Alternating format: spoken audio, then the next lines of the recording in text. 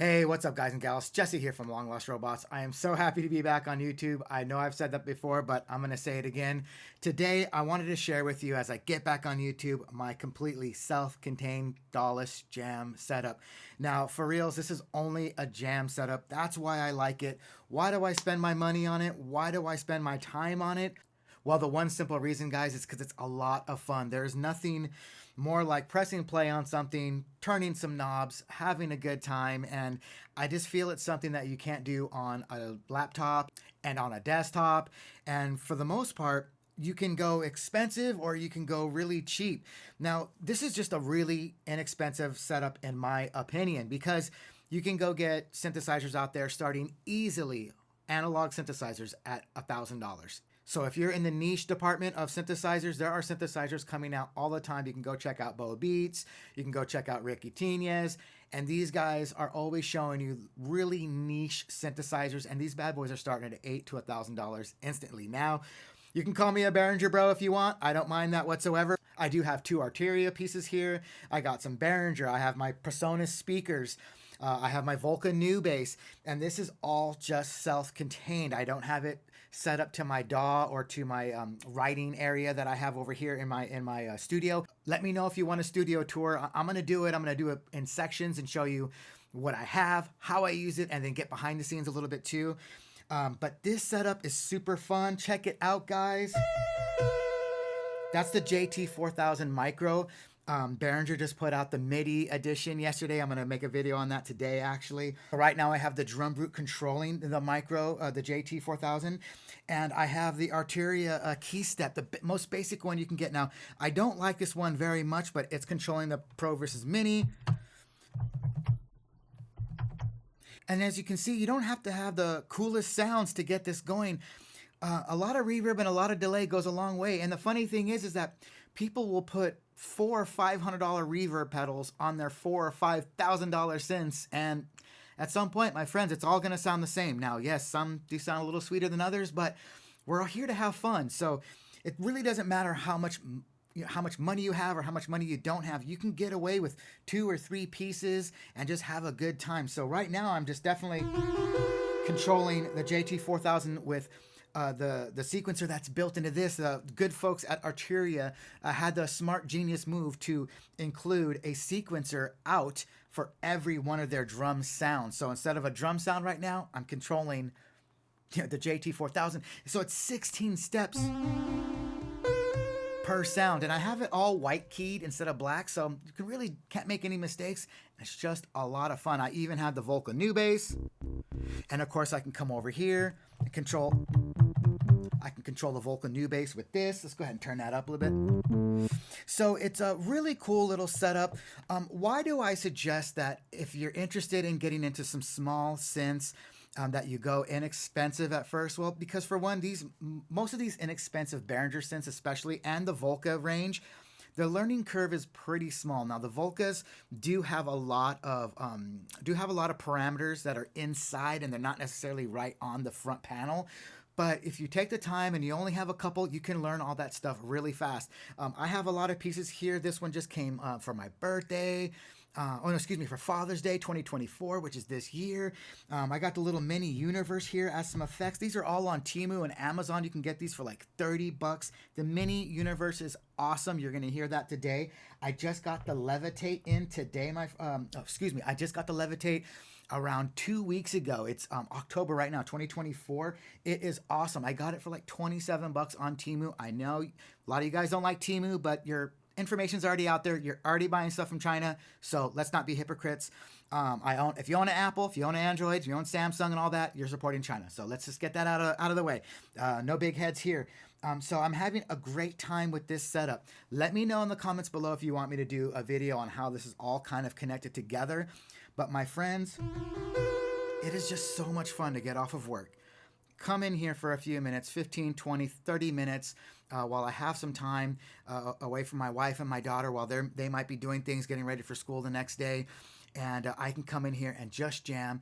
I really don't use this as an inspiration for writing music, even though I have written 2 songs with the Arteria key step and my JU06 A that I have from Roland. So every day this is becoming more popular. You have the Ira series from Roland that you can get. That's the Ira series. I'll put maybe something up on the screen. And then, of course, the Volca series, which I think, correct me if I'm wrong, started the whole Dawdles Jam setup going. So what can we do with this? Well, for me, I just kind of like going. So just going at it freely and open-mindedly and not having a place to go. I'm not a big EDM guy, even though I include a lot of EDM in my music these days. I really do more like a Joy Division or New Order or like Depeche Mode type style of music. And so I'm trying to build my own sound and not trying to recreate a sound. But my friends, you can just press play and you can see my sequencers going. And this is your 16-step sequencer. In the drum root, I can go 16 times 4. You got 64 steps. Way out of control, way cool. But at some point, guys, you can kind of just...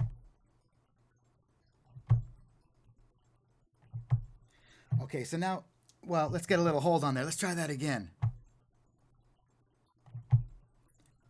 So I have an ARP going, an arpeggiator. That's kind of why I still like the Arteria. I have to admit, this is probably one of my least favorite pieces. I know I'm going to get a lot of flack for that. But the sequencer in this is very difficult to use. It's not user-friendly like this. I know there's like a lot of cool ones out there. They do cost $300, $400, $500, and I already have this, so I'm going to use it to my advantage, right, guys? So here we go. We have that. And the mini universe is a little tricky, so sometimes... Okay, it went on pretty good, but now we got some atmosphere. And these days, I've really been enjoying... kind of like just atmospheric soundscapes and just putting a beat to it and having a good time. Let's see what we can do with that really quick. Maybe we'll slow this down a little bit. Right? Now to keep time, you can easily just go over here to the RD6, around $130 from Behringer. It's too much fun, guys. Right? Let's get that up a little bit.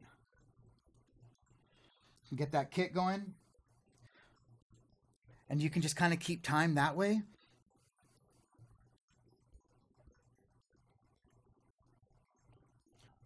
All right, all right. So now we have a little something going, and you can see it's very easy just to get things going, and you can almost hear this. You can almost hear this reverb kind of acting rhythmic, right? It's kind of got a rhythm going right now. So let's turn on some delay. Get your taps going, because I switch it to 110. Right? Hear that reverb just kind of swelling up? It's pretty cool. So let's keep going.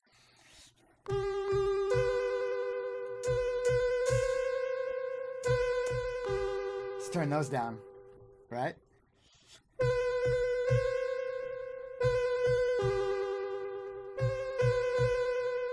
So here we go. Let's turn those down. Watch this. We're going to go ahead and double that length. That way we can have some fun.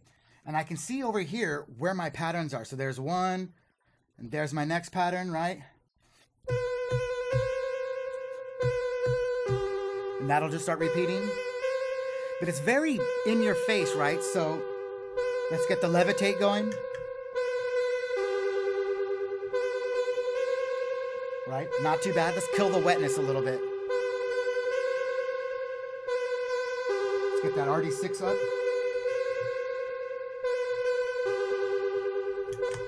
Add that delay and see how it cuts it. But we can add more dry back in. That levitate is super cool. I got it for $30. All right, not too bad. Let's get some snare going. See what happens.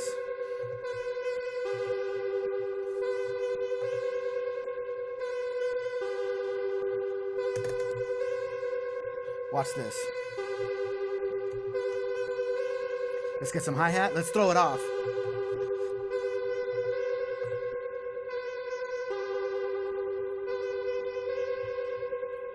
Some close hi-hat.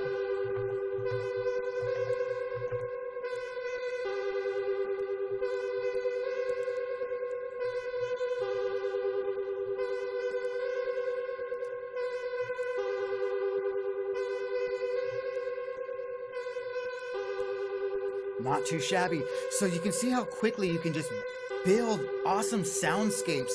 And with it really a lot of ease, you can just start dialing in the sound that you want. So we can kind of get this going a little bit and add some fun, just use a little filter here, a little analog filter on the JT4000.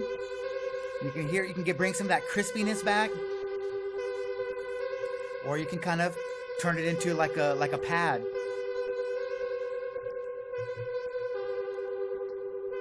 I like that. Now if I want, as you can see here, the Volca new bass is already set up and going along with it because it's on play. I'm not going to use the sequencer in here right now. I'm using the ARP to control the Pro versus Mini. But what I can do is get that going and get it maybe a little bass going, right? It's a little hard to get sometimes. Let's see if I can get it. 1, 2, 3. Let's see if I can get it. 1, 2, 3, 4.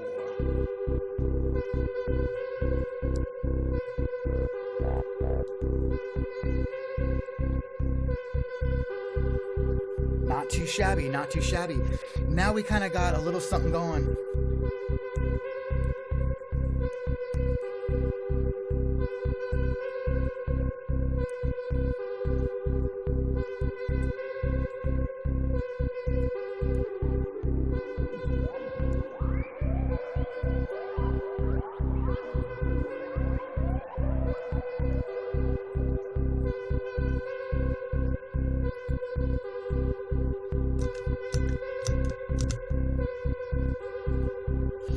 What I like about the RD6 too is within one pattern I can have A and a B. Let's go ahead and try that out real quick. And then it's gonna stop. But see, now I'm kind of jamming.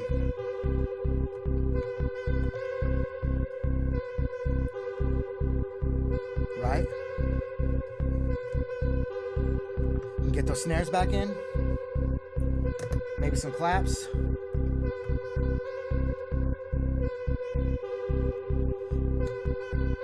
Here's what we can do. We can just slam that.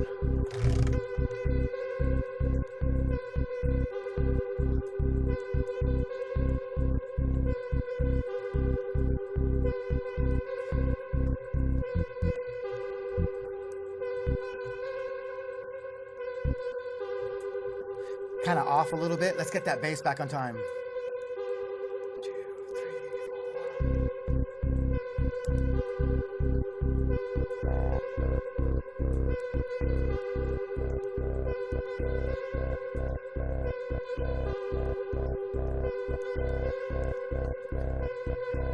Here we go. We can throw a little distortion on this bad boy and switch it back.